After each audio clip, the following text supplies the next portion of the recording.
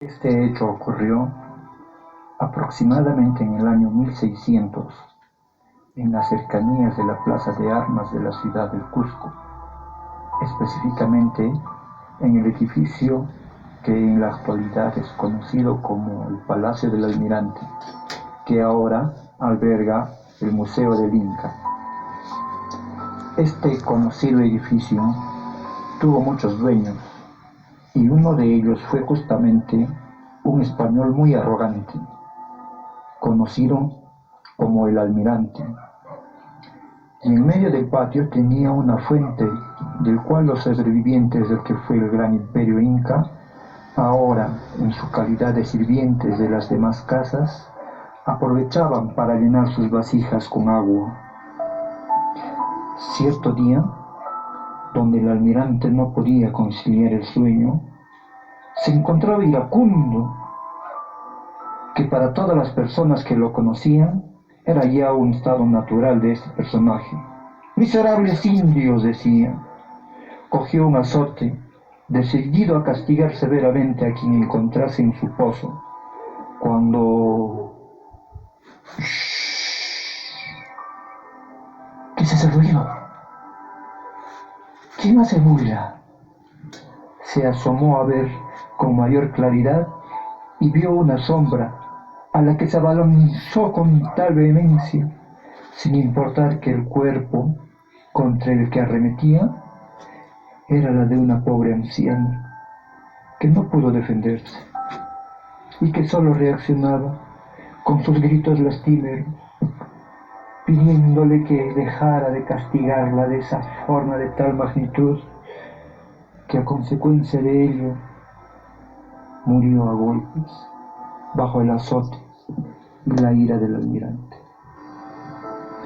Al día siguiente, el clérigo jesuita del templo de San Cristóbal fue a reprocharle por sus actos, y a cambio solamente recibió más y más golpes de la ira que aún le sobraba al almirante. «Lárguense todos», decía, «no quiero ver a ningún indio cerca». Las pobres víctimas sometidas reclamaban y protestaban, ante lo cual las autoridades no parecían conmocionarse y pasaron los hechos por alto, por tratarse de un ciudadano español, uno de los suyos.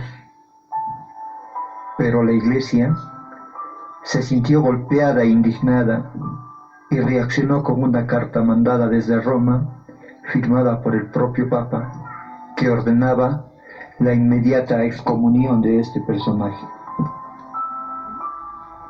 Al recibir esta noticia, el almirante alimentó aún más su ira y decía para sí mismo: «Yo no me arrodillo ante nadie, ni ante Dios, ni ante el diablo».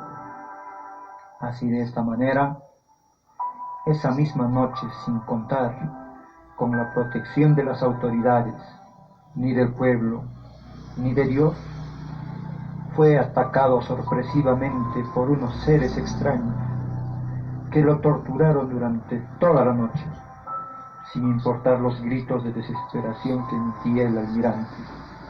«¡Miserables indios! ¡Auxilio! Soy el almirante de la Armada Española. ¡No podrán hacerme nada! ¡Auxilio!». Y frente al gran griterío causado, nadie hizo caso, nadie se asomó a la casa en esa noche. Al amanecer del día siguiente, grande fue el asombro de toda la ciudad al encontrar sin vida el cuerpo del almirante, ahorcado con una soga y con el cuerpo lleno de cortes y moretones, tirado en la plaza Tricentenario, seguramente queriendo escapar de sus captores, sin que nadie sepa con exactitud quiénes fueron los responsables de tan macabro suceso. Actualmente se dice que en las noches aún se escuchan ruidos en la casa del almirante. Quizás sean estos siniestros personajes que viven aún en el interior de este antiguo edificio cusqueño.